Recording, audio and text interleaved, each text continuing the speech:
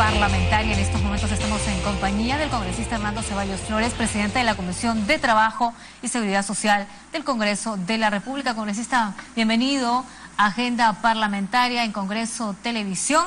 Bueno, hay varios proyectos que todavía están pendientes y son de interés público. Por ejemplo, hay un proyecto de ley que prohíbe la discriminación remunerativa entre varones y mujeres. Es increíble, en los países de la región y en el Perú, las mujeres siguen ganando menos que los hombres, a pesar a veces que cumplen la misma labor. Sí, bueno, este es un fenómeno en Latinoamérica, se ve más, ¿no? Pero en nuestro país aproximadamente la mujer en el sector privado percibe un 10 a 15% menos de remuneración que los varones, ¿no? Esta discriminación tenemos que trabajar y avanzar en resolverla, ¿no? Es evidente porque hay un enorme esfuerzo de la mujer por capacitarse, por ser cada vez más competitiva, pero todavía hay un sistema que bloquea que sus aptitudes realmente sean valoradas como corresponde, ¿no? Entonces hay un proyecto que es un proyecto con un dictamen compartido, hay más de un congresista que ha presentado estos proyectos, y tiene que ver con que en el ámbito de trabajo se establezcan categorías laborales de tal manera, y esto que sea acordado pues con los propios trabajadores por parte del empleador, de tal manera de que exista ya una categoría remunerativa para una determinada función. Sea hombre, sea mujer, el que ocupe ese puesto va a tener que percibir la misma remuneración para evitar un nivel de discriminación, ¿no? Eso en el sector público no se presenta mucho, ¿no? No, porque en el sector público hay en general cuadros, CAPs, cuadros analíticos de personal, donde ya está establecido cuánto se va a ganar. Entonces, el que ocupa esa plaza o ese puesto ya lo ocupa, sea hombre o sea mujer, con una remuneración ya preestablecida. ¿Y cuál es la opinión de los empresarios? ¿Están de acuerdo con este tipo de proyectos e iniciativas como el cuadro de categorías de sus trabajadores? Bueno, yo creo que sí, además es realmente algo justo porque si no categorizamos, ¿no?, los puestos de trabajo, va a ser imposible controlar cuánto le pagan a un hombre o cuánto le pagan a una mujer. Pero si diseñamos claramente, bueno, hay este cargo que se debe pagar tanto, que bueno, esto se puede modificar en función del tiempo, ¿no es cierto? Hay que incrementar esa remuneración por el cargo, pero que la categorización va a permitir que el que ocupe ese cargo, sea hombre o sea mujer, perciba la misma remuneración, ¿no? Además, no se trata de aumentar el sueldo a una mujer por su condición, no, de por ninguna su manera. género, no se trata de eso, sino que es injusto que muchas trabajadoras digan, Dios mío, soy mujer y tengo que ganar menos, cuando justamente tienen más responsabilidades, son esposas, son amas de casa y a la vez tienen que ir a laborar, y muchas son bastante capaces, estudian, se dan tiempo para todo y sin embargo se dan cuenta de su realidad. Yo hago lo mismo que mi compañero y gano menos, y eso no es justo. Desde luego que no es justo, ¿no?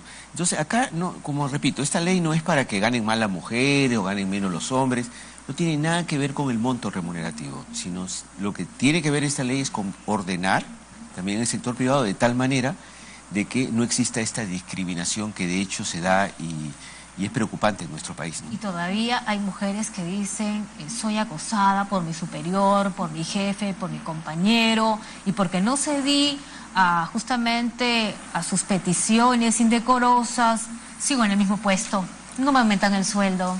Bueno, existen este tipo de problemas también, ¿no?, laborales. Bueno, esto está en el sector público como en el sector privado, ¿no? Pero además tiene que ver con un tema de cómo se valora el trabajo de la mujer. Tenemos que reconocer que ha mejorado mucho en nuestro país, pero todavía no se valora adecuadamente el trabajo de la mujer, ¿no? Y en diferentes niveles esta valorización es mucho más dispar, ¿no? Sobre todo, por ejemplo, en los sectores más pobres, más humildes, o en las trabajadoras del hogar, que digas de paso, también vamos a presentar un proyecto en relación con esto, esta disparidad, ¿no es cierto?, de valorar el trabajo de la mujer se nota. Comparado con los varones, ¿cuántas mujeres tenemos con el cargo de jefe, gerentes? Por supuesto, todavía en nuestro país hay una disparidad notoria, casi un 30% de varones que tienen más preferencias o objetivamente ocupan los cargos directorios. ¿No?, conformados por puros varones. Bueno, sí, claro. Una que otra mujer, una mujer bastante capacitada. A propósito, mañana se celebra el Día Internacional de la Mujer y lo que justamente muchas esperan, bueno, que el Congreso haga algo, que se acuerde de ellas. Se trata de reclamar lo justo, no de preferencias. Claro, no, hay una agenda que es muy larga que tiene que ver con los derechos de la mujer, que tiene que ver, por ejemplo, con leyes que tenemos en la propia Comisión de Trabajo, como el derecho a guarderías, por ejemplo, el hecho de que, por ejemplo, los empleadores puedan establecer guarderías, sobre todo en lugares de trabajo donde se superan a más de 20 mujeres, que puedan tener guarderías para que las mujeres puedan trabajar y dejar a sus niños en un lugar. Eso todavía no existe en nuestro país como una norma. Y en otros países es algo normal, ¿no? Ah, por supuesto, aquí sí. Porque la mujer que trabaja no tiene por qué abandonar su hogar, no tiene por qué abandonar a sus hijos o estar todo el tiempo separado de ellos. No, pero además es que le impide muchas veces trabajar, porque cuando tiene 2, 3 niños, ¿dónde los deja? ¿No? Además le sale más caro conseguir una persona que lo cuide que muchas veces lo que le pagan a la mujer, porque como decíamos antes, muchas veces no se reconoce en nuestro país muchas veces la calificación que logra una mujer a través de mucho esfuerzo, ¿no? Entonces, ¿Y cuál es la disposición de los demás integrantes de la Comisión de Trabajo? Bueno, yo espero que este proyecto de ley sea aprobado porque es avanzar en terminar una inequidad que no es justa, ¿no? Esto no afecta los costos de los empresarios, sino realmente lo que hace es, de alguna manera, acerca un poco más a la mujer a realmente ser respetada en el ámbito laboral, percibiendo remuneraciones igual que el hombre a igual desempeño, ¿no? Entonces, ¿hay más mujeres desempleadas que varones? Sí, por supuesto, ¿no? Hay más mujeres desempleadas, hay más mujeres que abandonan la escuela, hay un 15% mayor de abandono de la formación en el nivel secundario de la mujer que del hombre, ¿no? Para la mujer siempre es más complejo vivir en un país como el Perú, ¿no? Hay un proyecto de ley que piensa en las trabajadoras del hogar, que vienen reclamando por años que se respeten sus derechos, porque se han aprobado, por cierto, varias iniciativas a su favor, pero el asunto es si se cumplen, ¿no? Porque muchas veces las traen de muchachas del interior del país, no les pagan ningún beneficio, les pagan la mitad de su sueldo, las tienen todo el día haciendo 1000 cosas. Este proyecto de ley, ¿qué modifica exactamente? Bueno, hay 2 o 3 puntos que no están claros en los dispositivos legales. El primero es el derecho a tener una remuneración mínima vital, ¿no? O sea, tiene que haber un mínimo, no es que trabajas y te reconocen, sino tiene que haber un mínimo vital. El otro tema es que las trabajadoras del hogar que realizan labores cama adentro, ¿no?, tienen que percibir un plus, ¿no? Un plus por lo menos del 50% de su remuneración habitual, ¿no?, porque desempeñan una función más extensa. Y también es justo que lo que tiene que ver con el lugar donde van a descansar o la alimentación no sea descontada de su remuneración, ¿no? Así como tienen también derecho a tener copia de su contrato, ¿no?, cuando ingresan a laborar a un lugar. Es decir, tratar a las trabajadoras del hogar como un trabajador usual, habitual, con los mismos derechos, ¿no? Por el hecho de venir del interior, ser una persona pobre, humilde, mujer, no hay derecho de tratarla como una persona de segunda categoría, abusos, ¿no? contra Hay las muchísimos abusos. Hogar. Todos sabemos que aún con la ley hay abusos con las trabajadoras del hogar. Pero por lo menos vamos a darle un marco que les permita a las trabajadoras del hogar poder ir a la autoridad de trabajo para hacer respetar sus derechos, ¿no? Otro proyecto de ley propone modificar la ley sobre jubilación anticipada y evolución de aportes para desempleados en el sistema privado de pensiones y le da carácter permanente. Explíquenos. Sí, esto tiene que ver, este es un proyecto interesante, tiene que ver con que se respete para los trabajadores, por ejemplo, que en algún momento son despedidos, qué ha pasado con sus aportes, ¿no? O sea, que puedan ser o devueltos al trabajador o se puedan ser dispuestos como una forma de jubilación anticipada para el trabajo, pero que no se pierdan, ¿no? Este tema porque lo que pasa es que aquí, y esto es parte de ir democratizando el sistema de pensiones, sobre todo en lo que tiene que ver con el sistema privado de pensiones, ¿no?, donde usted sabe que las AFP, la verdad, tienen todas las ventajas en relación todas las de ganar, con las que el que aporta, la AFP maneja su dinero como quiera, si hay pérdidas el que pierde es el aportante, no es la AFP, si no aporta lo suficiente tiene dificultades para recuperar esas remuneraciones.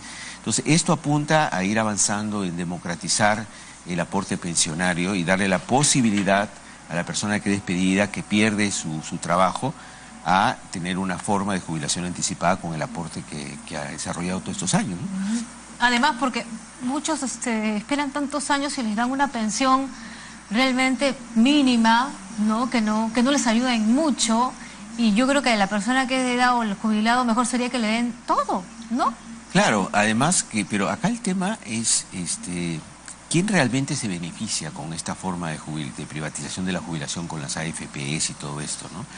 Aquí hay evidentemente capitales que han entrado a la conformación de AFPs que juegan el dinero de los aportantes, ¿no?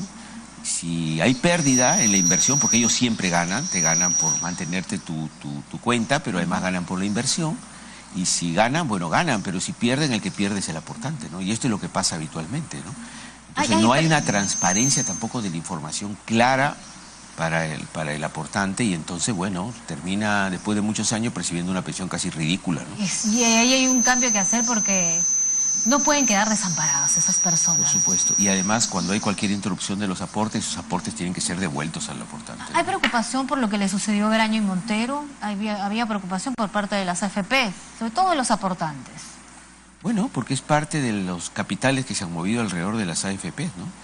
Entonces, pero bueno, Graña y Montero tendrá que resolver toda la serie de dudas que han generado sus inversiones, transparentarlas. Esperemos que todo este tema de las investigaciones alrededor, no solo de las empresas brasileras, sino de las empresas peruanas, que han sido socios de estas empresas, este tema se transparente. Pero hay un tema que yo me quería referir, que es el tema de los CAS que se va a ver ahora, que se va a tratar por insistencia el tema de los CAS, que quiere decir los trabajadores CAS de salud, ¿no?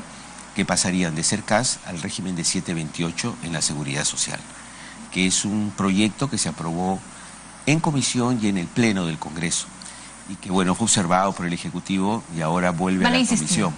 Sí, bueno, por lo menos la posición de la presidencia de la comisión es insistir en que se apruebe el conjunto del texto de la ley. Pero bueno, vamos a ver qué dicen los congresistas, qué pasa en la comisión. ¿En el país está abusando de esta modalidad, la modalidad del CAS? Totalmente, pero además nos hemos acostumbrado a trabajar bajo modalidades que fueron consideradas especiales en su momento y que pensamos que debe ser así, o sea, claro, se contrata un servicios no personales, con el CAS, y meses, 1 año, 2 años. Años, 14 años, 15 años. En el caso de la Seguridad Social, gente que tiene 10 años trabajando bajo CAS, pero que no le da estabilidad. El Ministerio de Trabajo no fiscaliza eso, no sancionan.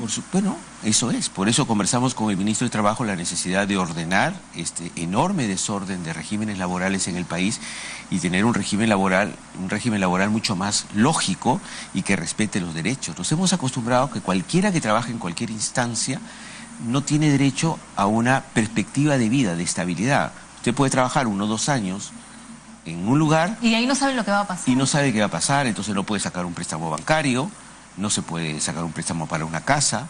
¿Por qué? Porque no tiene estabilidad laboral.